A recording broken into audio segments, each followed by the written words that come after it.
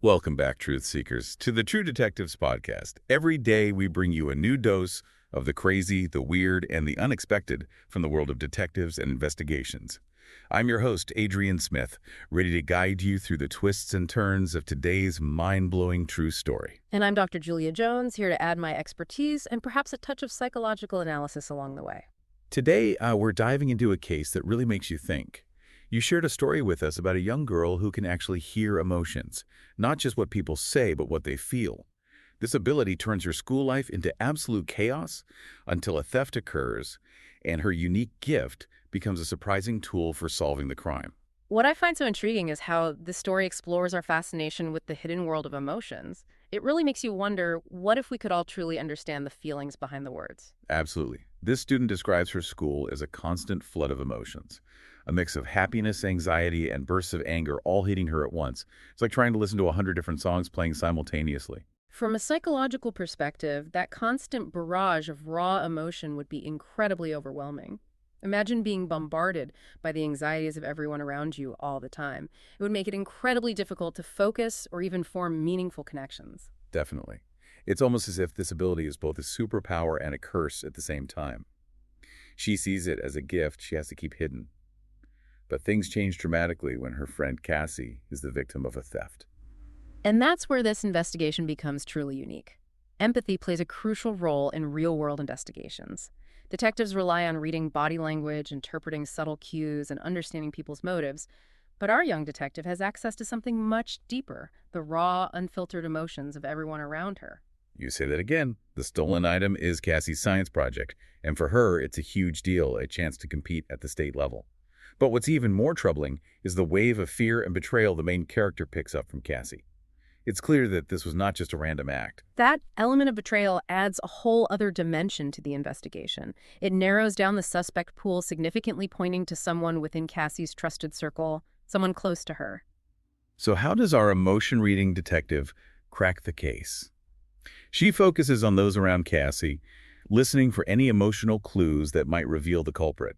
And she picks up on a very distinct mix of triumph and shame coming from a classmate named Jenny Miller. It seems like ambition and competition can drive people to do some pretty drastic things. This situation raises fascinating questions about how guilt and shame manifest themselves. Can we really detect these emotions in others?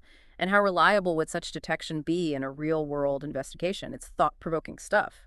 It's a really interesting concept, almost like a lie detector test for emotions.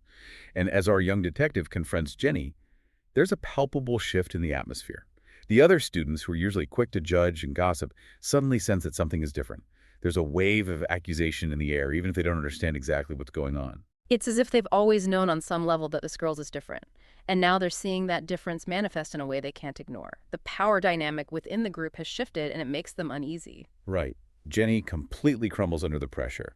Her confidence evaporates, replaced by fear and panic, and she ends up returning the stolen project. It's a classic example of how overwhelming emotions, especially guilt and shame, can physically manifest in our behavior. Even without a confession, her emotional state gives her away. But even though the mystery is solved and the stolen item is recovered, the story takes an unexpected turn. The other students don't react with the gratitude you might expect. Instead, they treat the girl with a mixture of wary respect and unease. This reaction highlights the complex social dynamics of being different. They are in awe of her ability, but also intimidated by it. They've become aware of her power to sense their hidden emotions, and it makes them uncomfortable. It's as if she's become the most popular girl in school, but for all the wrong reasons. And internally, she's wrestling with her own feelings about all of this. She understands that her ability could be used for good, but still feels burdened by it. It's a powerful reminder that what one person perceives as a gift or a talent, another might see as a heavy weight to carry. It highlights the different ways people experience and cope with the things that make them unique. So even though she solved the mystery, things haven't gotten any easier for her. She's gone from being ignored to being the center of attention. But it's not the kind of attention anyone would want. It really emphasizes the challenges of social acceptance when you have something about you that sets you apart. People fear what they don't understand and often react by pushing away anything that feels different. Unfortunately, this is something that many individuals with unique abilities or perspectives have faced throughout history. It does feel like a double-edged sword for her. She's no longer invisible. People are definitely noticing her now. But that comes with a whole new set of worries and anxieties. Precisely. She's gone from being overlooked to being under constant scrutiny. Every interaction is now loaded with the knowledge of what she can do. It's as if she's constantly being observed, her classmates watching her every move and reaction. So how does she handle this new reality where everyone is super aware of her? Well, the story suggests she creates a sort of emotional barrier around herself. Her classmates instinctively give her space, a wide berth as she walks down the halls. It's not exactly friendship, but it does provide some relief from the constant flood of emotions she's bombarded with. So in a way, she's using her ability to shape her environment, even if it's not a conscious choice. Exactly. It's an interesting example of how someone with a unique ability can adapt to their social surroundings, even if it means creating distance between themselves and others. But this isolation must come at a cost. It doesn't really address the deeper issue of acceptance and understanding. You're absolutely right. While creating this emotional buffer might provide temporary relief, it doesn't fulfill the basic human need for connection and belonging. In fact, it could lead to even greater feelings of loneliness and alienation over time. It sounds like our hero is stuck in a difficult emotional place. She solved the crime, but she hasn't figured out how to navigate her own unique existence. And that's what makes this story so powerful. It goes beyond the typical detective narrative and explores the deeper psychological and social consequences of being different. It challenges us to examine our own preconceived notions and biases about those who don't fit the mold. It's a good reminder that even when we solve the external mysteries, the internal struggles can continue. Those struggles push us to find deeper meaning and purpose in our lives. The story ends with a sense of unresolved tension, a feeling that our protagonist's journey is far from over. Right. The case is closed, but her story is just beginning, and that open ending really makes me think, where does she go from here? Does she embrace her ability and use it to help others, maybe even becoming a kind of emotional detective for the whole school? Or will she withdraw further, guarding her secret and trying to blend in?